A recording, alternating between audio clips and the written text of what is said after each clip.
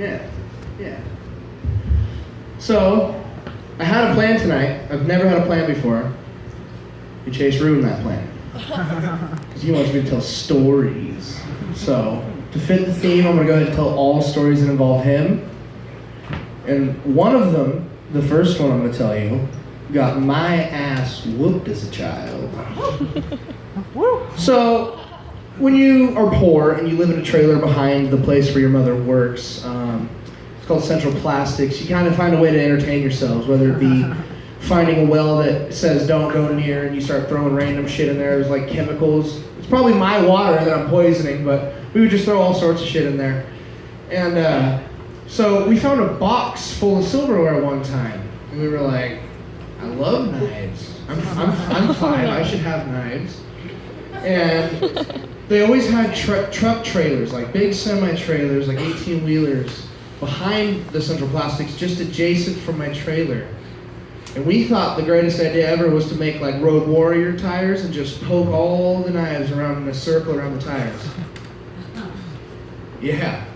Those explode, by the way. Those things are under so much pressure and weight that they like blow up. So like at any time, like if we just like got like 12 knives in and then just like hit a sweet spot, could have just blown knives all over us. So that wasn't very smart. But Chase ended up going home, but I lived there. And Mama wasn't happy. Mama was very not happy. One, for the fact that I took all the steak knives. I was very selective on my steak knives. Wood handles only. I know they were the best. Mama told me they were the best, so I used them for my own endeavors. Number 2, Mama had to pay for all those tires that I bought. So she had to work extra, you know. She knew the owner and the operator and stuff. So she put me to work, like slave labor. Like I was a sweatshop worker at 5. It like comes up in conversation very little, but I would actually have to go in and help her out sometimes. And me and Chase did about all we could to keep from helping. So we found a bucket of golf balls one time, and we found this big, fucking like 10-foot wide exhaust fan that didn't have a cover on it. And we would just stand at the edge and throw fistfuls of golf balls at it and like dodge them. Like give ourselves like wicked Matrix training from like day one, like friggin' Ninja Warrior, dude. Like I remember one time I was like, bro, what if we threw them in at the same time? And he's like, bro, that's a great idea. And I was like, better yet, what if we filled my shirt and we dumped them in? He's like, even better. So we filled my shirt with golf balls and we just kind of like leaned over the railing and we started dumping them and they freaking started flinging everywhere. But we were so committed to getting every golf ball in there that we were just like dumping it like way underneath like the one like bar of railing that we had. And I remember thinking like a year later, I was like, we almost died probably 1,000 times to that fan. It was an uncovered metal like exhaust fan for like a big central, like, you know, like a plastic like fabricating lab. So a couple years later, we were staying at our friend Gabe's house, and for some reason we told ourselves that the neighbor had a dead cat in the pool. It was a vacant house, nobody lived there. But we knew there was a pool there, so we always made this joke like, yeah, there's a dead cat in the bottom, bro. We'd be like, bro, did you see it? And he's like, no, bro, but I know it's there, it just has to be. So we finally decided to find out one day. So Gabe had a lot of Nerf guns, so we had to take protection, of course, and we masking taped a bunch of knives to the end of the Nerf guns. Oh, no. Yeah, as one does when they're like, I think we were fucking older than we should have. We were probably like 12 when this happened. I wanted to say younger, but I think we were like 12. So, but I packed like bobby pins and like a fucking flathead screwdriver. I had all the basic B&E equipment you need to like go into somebody's home. And we get up to the front door, and for some reason I like have this satchel full of just like break down the door devices, and I just tried the doorknob and it was fucking open. Just walked right in. And we were like, what? Like nobody lives here, like why is this open? And then we get to the back door and we open it, we go out to the pool, and it's like this disgusting, like heinous green and black. Like the deep end was like pretty deep, but then the shallow end was just like covered in like shitty leaves that had rotted over the years. And none of us wanted to dig for the cat. So we just kind of stood around it for a couple of minutes, like throwing bigger rocks in it, making bigger splashes. And then we got bored of that like 20 minutes later, and we decided, all right, let's go back to Gabe's house. And like a scene from a horror movie when they open the closet and the killer's in it, we open the front door and step out, and there's an older gentleman standing there like, what are you kids doing? Now, I had about 45 seconds worth of slow-mo time, you know that time where like you get freaked out and you're like, oh shit, what am I gonna do? And you got about a minute of like your own mental capacities time to like think of a plan. I was like, okay, we're caught. We shouldn't run right across the street because that's where Gabe lives and he'll know where to knock on the door. We should run down the street, take a right, hit the park, take another right, take a left, get to Phoenix, ride a bus back to Gabe's house, and then we'll be safe. And about the time I get done, like, okay, I know what we're gonna do. Chase goes, run! Right next door, straight into the house. And I'm like, wow, dude. Like, way to just fucking, you might as well just like shoot somebody in the head, call 911 on yourself, and sit patiently. So naturally, the guy grabs me and Gabe and fucking walks across the street, knocks on the door, and sees that Chase's mom is there and Gabe's mom is there, but my mom is nowhere to be seen. But their moms, since I'm like a couple months older, shoot my ass off like they were my moms, because somehow it was my fault that we did it. But me and Chase used to mix some questionable chemicals in like puddles of water. Just for like, you just find like a can of wasp killer and just fucking hose it down and then like mix some oil in it. And I'm honestly surprised, like we put stuff in like a septic tank one time, like chemicals, and like I started to kind of feel woozy, and we just, rather than like that being like a huge like indication like, oh, I don't feel so good, we should get out of this tiny like trailer bathroom, we doubled down and we sat in the tub and we're like, dude, I wonder if this is gonna start bubbling. Like, this should react. I mean, it's feces and shit that gets rid of feces. It should bubble a little bit, you know? And nothing happened. And that same trailer park, we built a shed in the backyard. And the only thing that shed did for us was give us a knife throwing target. Like, my parents never put anything in it. It was empty from the time we were there. Like, we built it to the time we left. And one day I had my hunting knife and I was throwing it. And I got a couple really good sticks and I was getting pretty confident. Chase goes, dude, you should run like 3 houses down into their backyard and throw it over 3 backyards and hit your shed. And I was like, perfect, dude. Fuck yeah, let's do it. And I ran around the side and I came back behind.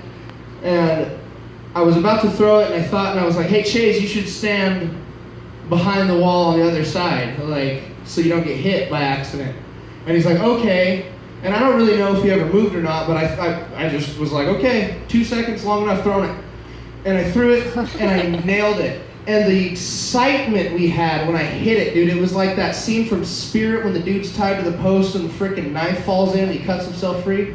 Like, we were just like awestruck that I was actually able to get the right throw on this knife to actually hit, not only hit my shed, stick into it.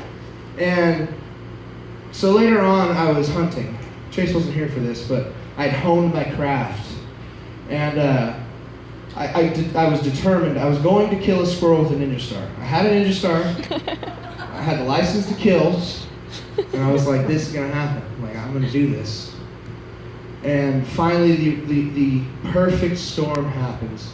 We were parked, me and my buddy, and we'd been parked for like 30 minutes, like nothing had happened. We were like, I was about to get out to go to the bathroom, and I opened my door, and a squirrel like ran under our car and like stopped halfway up a tree about the height that I was like used to practicing.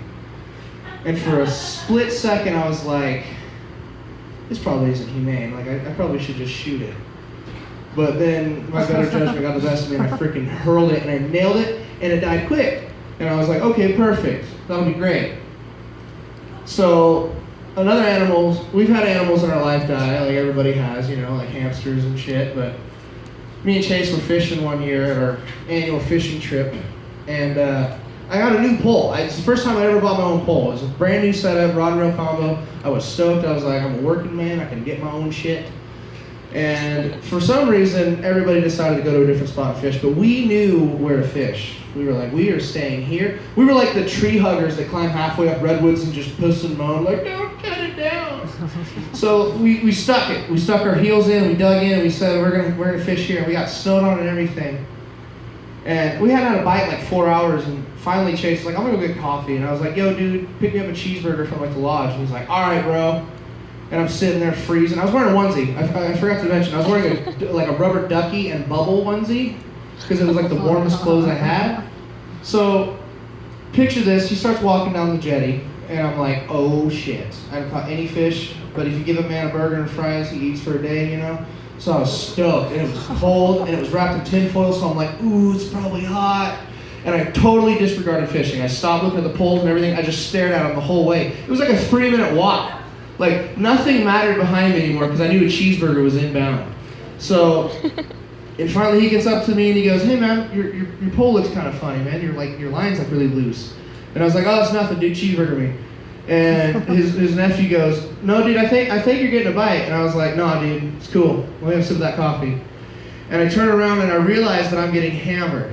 And as I get down there, I run down there. It's the perfect storm. I got a cheeseburger on the way. I'm about to catch a fish. I reach down and the pole just exoduses out of my hand, just right into the lake. And I stood there for a second. I was like, this can't be real. I was like, this shit doesn't happen to people. Like, this happens on a boat. I'm on the bank. Like, no way. And Chase runs up behind me with the net. He's all excited because we were like praying for a fish. He's like, bro, grab your pole. Let's get it. And I'm like, well, it's gone. Like, I don't know where the pole is. And he's like, what are you talking about? And I was like, yeah, my pole's not there anymore. The fish took it. And he's like, oh, okay. So we sat there long enough for me to eat my cheeseburger and him to finish his coffee. And we're getting ready to go. We were actually packing up to go. And about that time, his pole bends in like a real slow, gradual, like, and it just stops. And I was like, oh, dude, one of the boaters pushed your stuff into some weeds and you're snagged. And he's like, oh, well, we're leaving anyway. I'll reel it in. And he starts reeling it in. And we're like, you know, for a snag, this is like moving. Like logs don't really like fucking wiggle. Like, I've never known a tree to like wiggle as it was like underwater sopping. So he starts reeling it in, and across his fishing hook is a line that is bowed, and one end of the line is vibrating like crazy. And the first thing I thought of was, dude, he just hooked the line that my fish has been towing a fishing pole around with for like 30 minutes. And I'm like, okay, this shit can't be happening, whatever. I'll just grab the line and get my pole back. And I felt like the fish on there. So I'm like, oh shit, dude, get the net. And I pull it in and he nets it. And this lady down the jetty, like, is freaking out. She's like, you're catching my fish, that's my fucking fish. And I was like, lady, I assure you, this is not your fish. And if it was, my friend caught your line, so, like, finders keepers, like, fuck you. Like, I'm gonna cut your line. And she was screaming, she insisted, like, give me my fish, that's my fish. And she saw the line that was, like, connected to the fish, so she assumed it was hers. And I just decided, I'm like, you know what, fuck it. I'm just gonna pull on the other side of the line and see if it's actually on her pole. That'd be kind of funny if it was. And I started pulling it, and like a freaking scene from a movie when the torpedo comes out of the submarine, here comes my pole slow rolling up the bank. And this lady's line is attached to my pole, and she's just like, oh, okay. And I was like, lady, like, why wouldn't you steal a fish from somebody? Like, that's typical fisherman's code that, like, he who, like, reels it in, it's their fish. Like, even if it was on your line, I reeled it in. So, I mean, that's just some cool shit me and Chase have done in the past. I'm really gonna miss the guy. I really wish him well. I hope he has a blast. I hope that he finds fucking true happiness where he goes. I hope that he meets lots of people that, like, impact his life the same way he's impacted mine. I really hope that he keeps doing his music and he gets better at that and goes on to be famous one day and pay for me and make it to where I don't gotta do shit no more but hang out. Like, sit on his tour bus and be his bodyguard that doesn't really do anything. You know what I mean? Anyway, thank you guys.